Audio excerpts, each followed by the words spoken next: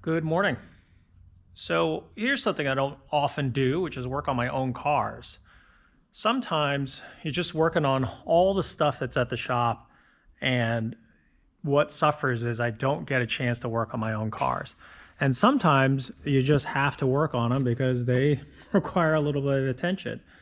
So I took the car out for a drive yesterday and took it to like a local event that a group of guys around here kind of get together. It's kind of like a cars and coffee event up in the Hudson Valley, and I noticed something interesting on this car. I have an electric fuel pump.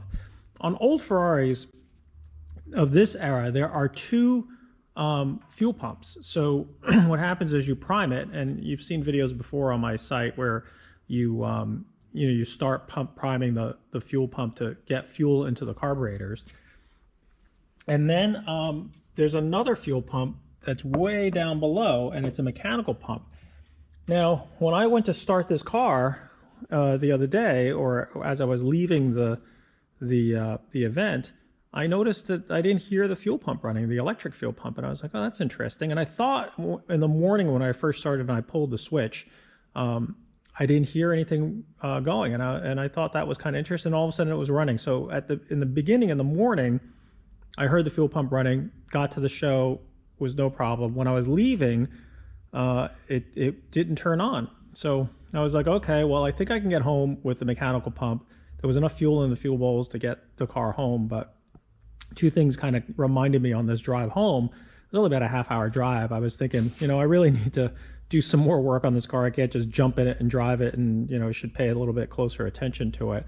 And then the other thing was, why is the fuel pump not working? What is going on? So just to go through the process of diagnosing like a little electrical problem, I'll show you what I'm doing, and then we'll keep trying to figure out. So when I first got it back to the shop, I put it up on jack stands and just wanted to take a quick peek at the fuel pump, which it's kind of hard to get underneath there and show you it when it's not on the lift. So I'm just going to describe what I did. Easiest thing first, and what I usually do on these cars is, first thing, I check the fuses. So I pulled the fuses out and just took a quick peek to make sure that the fuse panel, all the fuses were good. Once I determined that the fuse wasn't blown, you kind of have to, on electrical faults, you kind of have to run from one side to the other. So in other words, I could start from the fuse panel and head out because I saw that the fuses were good.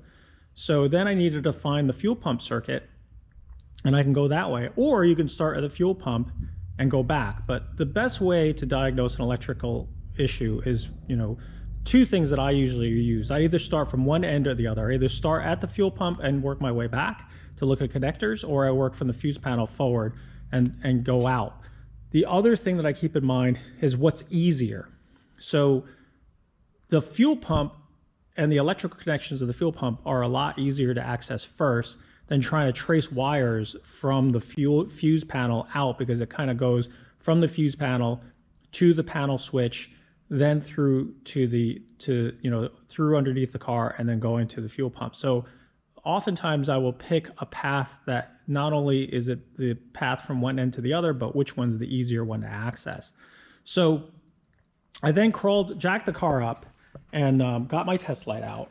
So the idea is that if I have my fuel light, the test light in, so if I ground it and then check to see if there's a connector loose or something at the fuel pump, what I would do is then connect this clamp to ground and then take the end of this probe and put it at the connector of the fuel pump. Once then I check the switch. So I go to the switch, turn on the switch, and then go down by the fuel pump.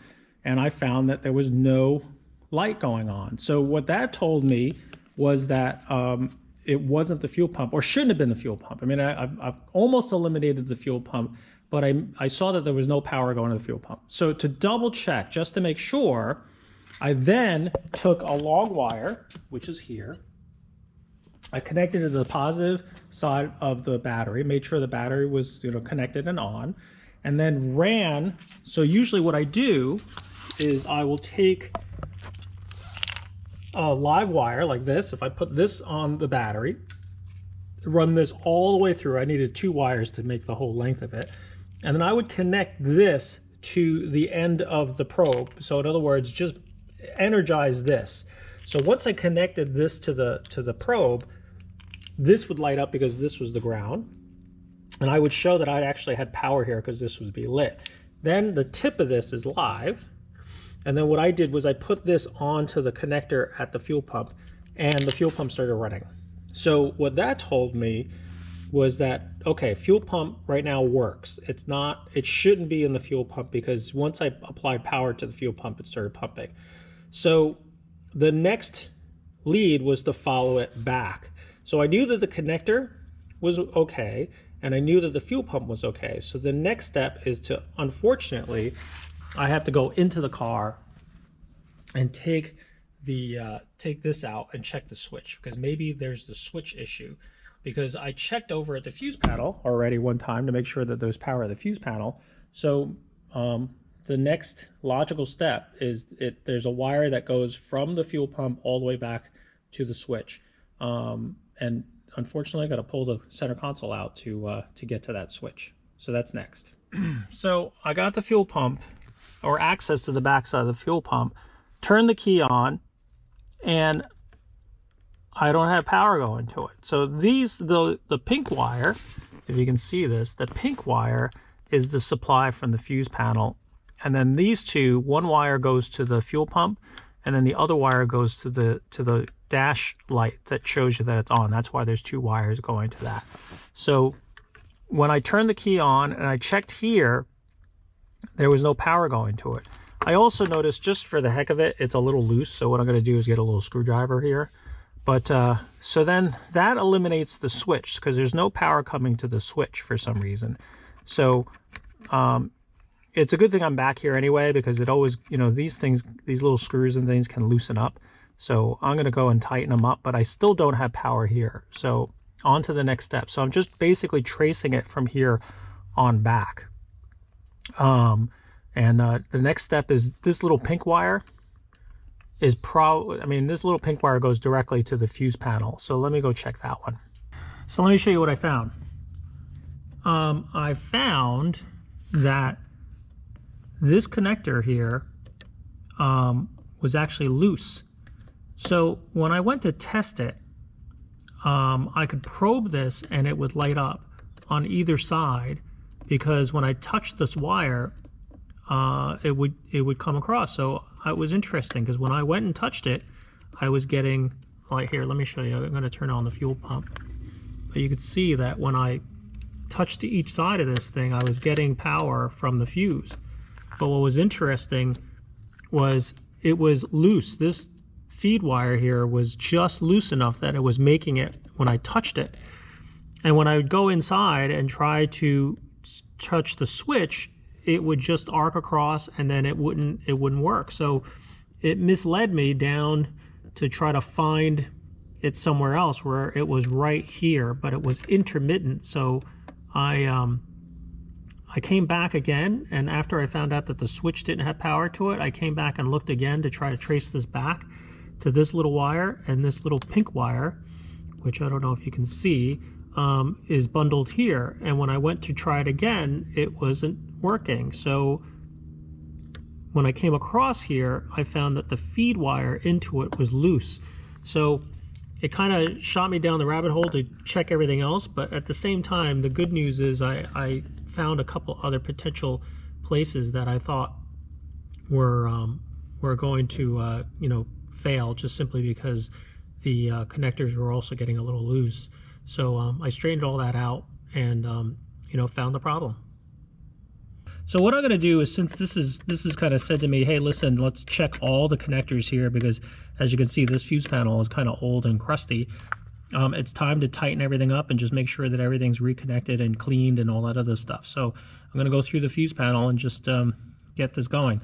Another tip that I give a lot of people on these old cars is these old ceramic fuses, they get old and the connector at the fuse panel gets a little crusty. So a lot of times what I do is, when I'm just going through the fuse panel, I just turn each fuse just a little bit, just put my thumb on it and twist it.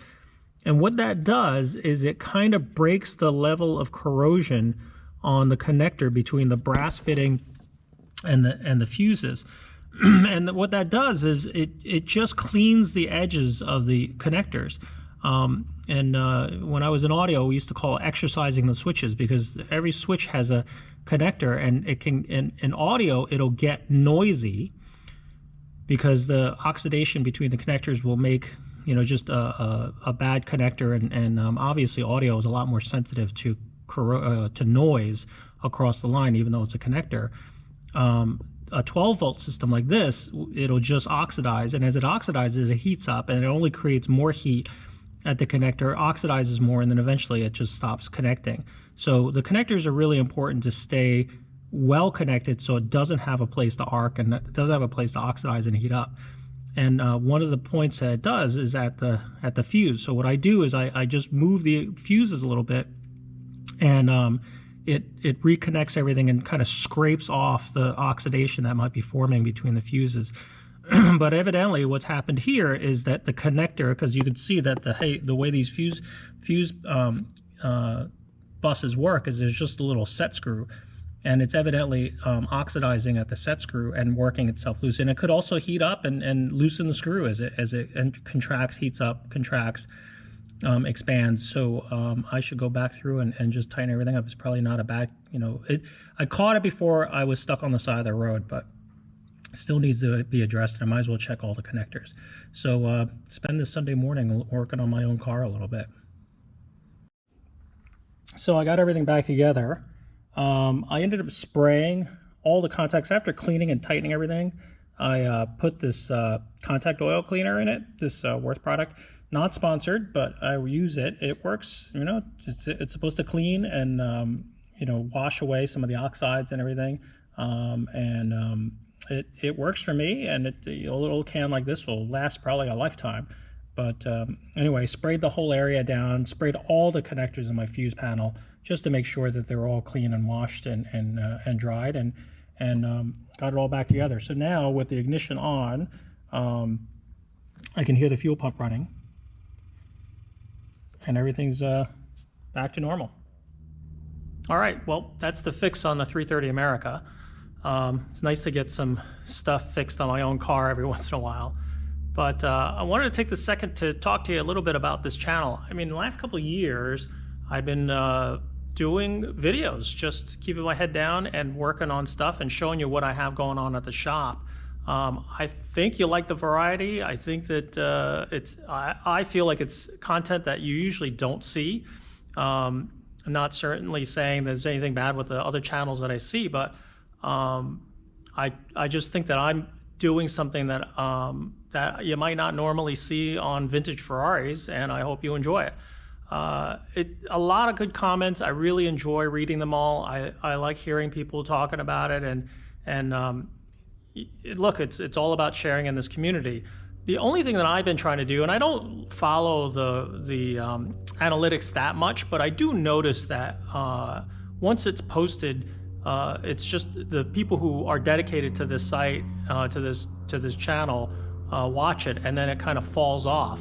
So you know, there are lots of ways that you can game the system and do all this other stuff to try to get more viewers, and I don't know. I spent a lot of time thinking about it. It's like, okay, well, is it worth doing this stuff and getting just a few hundred people or to watch these videos? But at the same time, I'm doing it because I like to do it and I find it interesting, and that's really all that should matter. However, it is nice to get it out there and get people to watch. So what I'm asking you is, if you're watching this video or you watch this video, put a like. You know, if you're not subscribed, subscribe, because that's really what YouTube does to get people to watch these videos. And I can do everything that I want to do to make content and all this other stuff, but YouTube kind of has to leave that to you, the viewer, to decide whether or not to show these to more people. And I don't know exactly what else I can do in the content of these videos to get people to watch, but if you like it, then certainly put it in there, and YouTube should notice it. They always say, all hail the algorithm. I hate to be ruled by that, but it's the only way that we're going to get more people to watch. and motivate me to do more. I will still do this. There's not a problem with it, but it would just be good to get the word out that there are people who are like-minded, who enjoy this content just like you, and should know about it. And the only way to do it is if YouTube knows about it and suggests it in their feeds. So I'm just asking you to do me a favor, do that. Let's see what happens if I can get subscribership up and get some more word out. Look, I don't want to get into a big, crazy channel. That's not the motivation. The motivation is to collect people who enjoy this kind of stuff. So keep that in mind, and thanks for watching.